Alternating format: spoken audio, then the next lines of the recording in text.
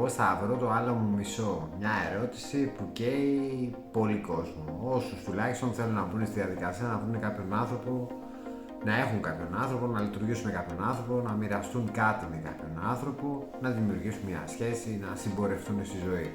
Κεντρική ερώτηση, αφορά τους πάντες. Ενδιαφέρον πολύ υπάρχει την ερώτηση. Απαντήσεις λίγο ποικίλουν και λίγο να ρίξουμε κι εμείς λίγο φως όσο μπορούμε σε αυτή την καυτή ερώτηση.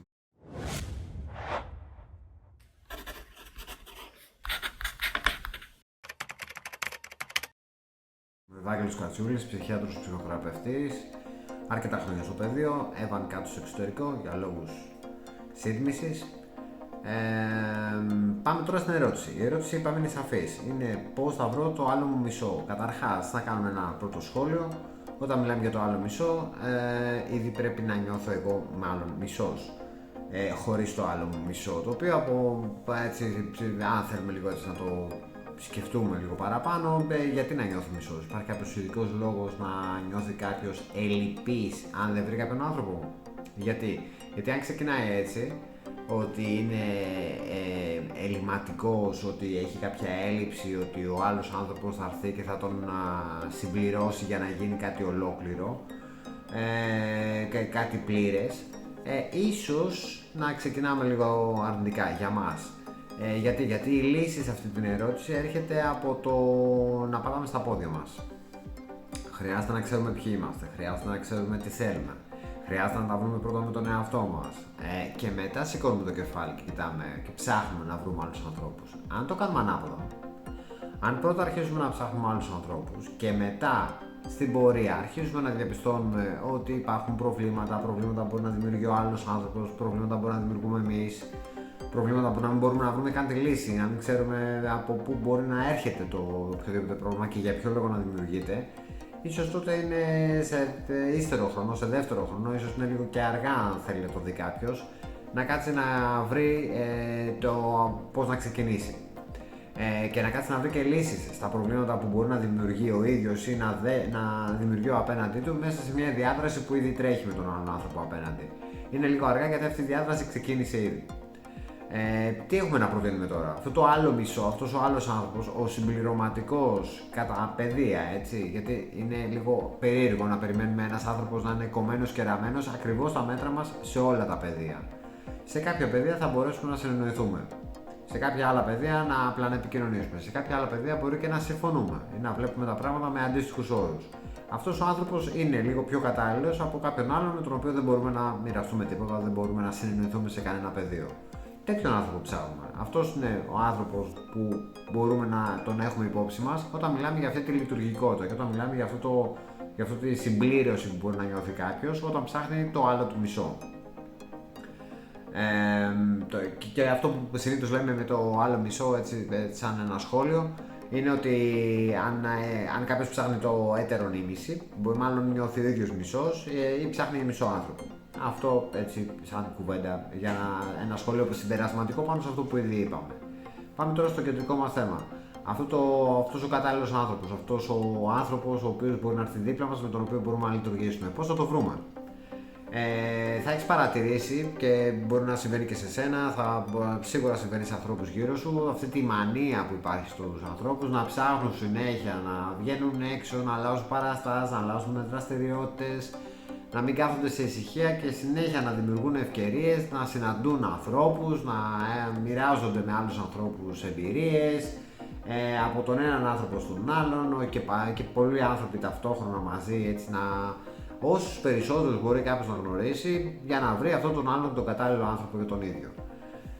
Θα έλεγα έτσι σαν ένα σχόλιο στην όλη διαδικασία ότι σίγουρα είναι σημαντική η κινητοποίηση, η δραστηριοποίηση, το να δημιουργήσει κάποιος ευκαιρίες να έρθει κοντά στους άλλους ανθρώπους, να τους μιλήσει, να τους γνωρίσει, να παρουσιαστεί και ο ίδιος. Σίγουρα και τα διαφορετικά πεδία και διαφορετικές προσλαμβάνωσεις, όλα αυτά βοηθάνε, αλλά όλα αυτά αν θες είναι δεύτερα. Το πρώτο είναι να βρούμε τον βασικό συντελεστή στη διαδικασία, που είναι όταν μιλάμε για μια διάδραση που θα έχουμε με έναν άλλον άνθρωπο, ο βασικός συντελεστής από τη δική μας πλευρά είναι ο εαυτός μας.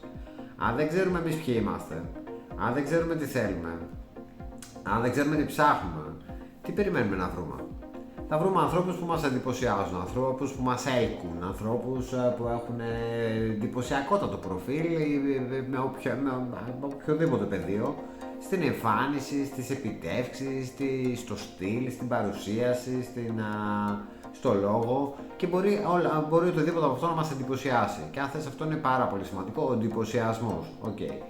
Ο εντυπωσιασμός και η έλξη είπαμε ότι είναι παράμετροι που μας φέρνουν κοντά στον άλλον άνθρωπο. Επειδή μας έλκει ο άλλος άνθρωπος, πηγαίνουμε λίγο πιο κοντά.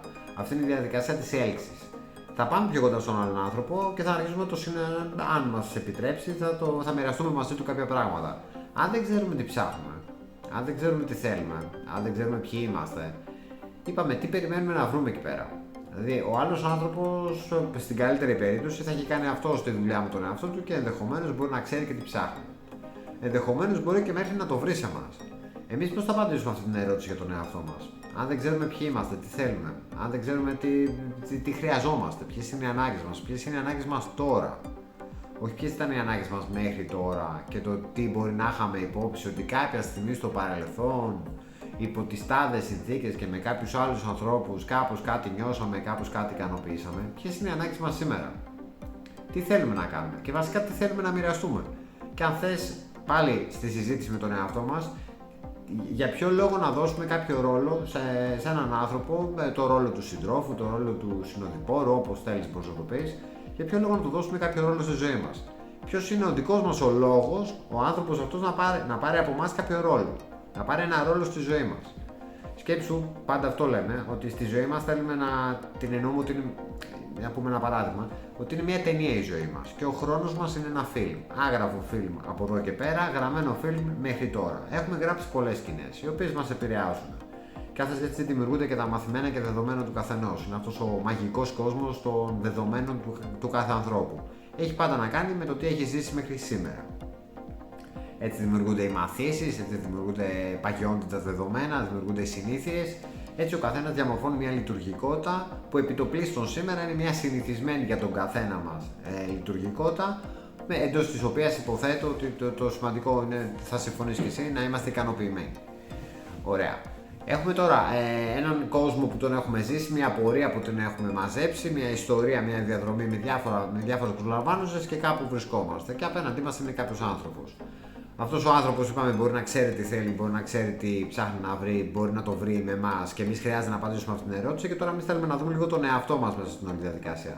Είπαμε ότι η ζωή είναι μια ταινία. Ο χρόνος είναι το φιλμ. Εμείς έχουμε ρόλο πρωταγωνιστή.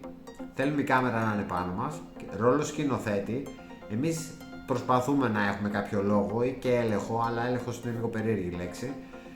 Πάνω στο ποιος θα πάρει ποιο ρόλο στη ζωή μας, τι σκηνές θα γυρίσουμε, ποιος μας κάνει, ποιος δεν μας κάνει. Έχει αρκετό ξεκαθάρισμα ο σκηνοθέτης για να του αρέσει τελικά η ταινία.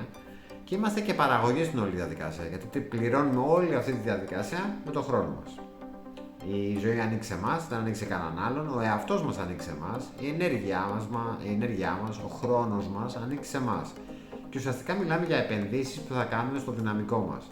Επενδύσεις που θα επενδύουμε ζωή, επενδύουμε χρόνο, ενέργεια, εαυτό, συγκέντρωση, προσήλωση, προσανατολισμό, μέσα από επιλογές που θα κάνουμε. Και τώρα συζητάμε για την επιλογή κάποιου ανθρώπου δίπλα μας. Δεν μπορεί να γίνει ξεκαθάρισμα και δεν μπορεί αυτό το ξεκαθάρισμα να είναι πιο κοντά σε εμάς και το αποτέλεσμα να είναι πιο ικανοποιητικό και πιο ενδιαφέρον για μας, αν αυτό το ξεκαθάρισμα δεν γίνει από εμάς. Οποιοςδήποτε άλλος μας πει ποιο μπορεί να είναι το σωστό για μας, οποιοςδήποτε άλλος έχει οποιαδήποτε άποψη για το τι να κάνουμε, για το ποιο να διαλέξουμε, για το ποιος είναι αυτός ο κατάλληλος για μας, ενδεχομένως είναι από λίγο έως πάρα πολύ μακριά από αυτό που εμείς θα απαντούσαμε αν απαντούσαμε εμείς αυτή την ερώτηση. Και χρειαζόμαστε τον εαυτό μας να κάνει αυτό το ξεκαθάρισμα, τον εαυτό μας να απαντήσει αυτή την ερώτηση. Χρειαζόμαστε αυτόν τον διάλογο, αυτή τη συζήτηση με τον εαυτό μας.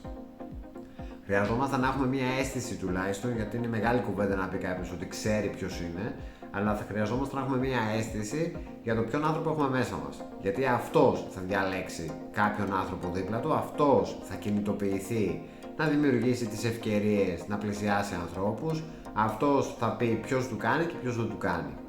Ακούγεται ίσως λίγο εγωιστικό, αλλά δεν είναι περισσότερο εγωιστικό από την ίδια την επιβίωση. Έχουμε το δικαίωμα να ζούμε και τώρα συζητάμε για το δικαίωμά μας. Πέρα του να ζήσουμε, για το πώς θα ζήσουμε. Το δικαίωμά μας να μας αρέσει η ζωή μας. Αυτή είναι η συζήτηση. Και αυτό ήταν κάποιες πρώτες σκέψεις για το ποιος μπορεί να είναι ο κατάλληλος για μας και για το πώς να τον βρούμε. Ξεκινάμε ψάχνοντας μέσα μας να βρούμε πρώτα το βασικό μας άνθρωπο, τον εαυτό μας, και μετά σηκώνουμε το κεφάλι, κοιτάμε γύρω μας, κάνουμε κινήσεις, αλλάζουμε παραστάσεις, αλλάζουμε κριτήρια, επαναπροσδιορίζουμε διάφορα από τα μαθημένα μας, γιατί πολλές φορές, αρκετές φορές τουλάχιστον, έχει παρατηρηθεί αυτό ότι αυτοεγκλωβιζόμαστε, αυτοπεριοριζόμαστε. Λειτουργούμε κατά το πώς είμαστε μαθημένοι, επιλέγουμε διαφορετικούς ανθρώπους που όμως στη λειτουργικότητά τους, με τα κριτήρια που τους επιλέγουμε, ουσιαστικά διαλέγουμε με βάση τα ίδια κριτήρια ή αντίστοιχα κριτήρια. Κάνουμε, αν θες, επαναλαμβάνουμε αυτά που δεν δουλεύουν για μας, που αν δεν είναι τα σωστά μετά τα λέμε λάθη. Επαναλαμβάνουμε λοιπόν λάθη, επαναλαμβάνουμε συνήθειες, ίσως μερικές φορές αναλειτουργούμε σαν να έχουμε παροπίδες. Γύρω μας υπάρχει πάρα πολλοί κόσμος, ζούμε σε οργανωμένες κοινωνίες με εκατοντάδες, χιλιάδες, εκατομμύρια ανθρώπους γύρω μας. Είναι περίεργο συνέχεια να αντιμετωπίζουμε τα ίδια προβλήματα, συνέχεια να έχουμε τις ίδιες δυσκολίες και συνέχεια να μην μπορούμε να βρούμε κάποια απάντηση σε μια τόσο σημαντική ερώτηση. Γιατί είναι σημαντική αυτή η ερώτηση και πολύ πιο σημαντική απάντηση, γιατί χρειαζόμαστε ανθρώπους, χρειαζόμαστε σχέσεις. Όλη μας η επιβίωση αλλά και η διαβίωση στηρίζεται σε λειτουργικές σχέσεις που θα φτιάξουμε με ανθρώπους γύρω μας. Θέλουμε αυτές τις σχέσεις, αν μπορούμε, να προσπαθήσουμε να μας αρέσουν. Αν σ' άρεσαν κάποια από αυτά που είπαμε σήμερα, μπορείς να γραφτείς στο κανάλι. Μπορείς να κρατιέσαι και ενήμερος πατώντας το καμπανάκι ειδοποιήσεων για ό,τι καινούργιο βγει από το κανάλι. Θα βγουν πάρα πολλά, η αλήθεια είναι. Και θα χαρώ να δω τα σχόλιά σου, να μου γράψεις από κάτω τη δική σου εμπειρία, τη δική σου θέση, τη δική σου άποψη για το πώς βρίσκουμε τον κατάλληλο αυτό άνθρωπο, το έτερον μας σύμμιση. Θα συνεχίσουμε με αυτό το θέμα, είναι τεράστιο θέμα. Σήμερα κάνουμε μια πρώτη νήξη. Είμαστε σε επικοινωνία.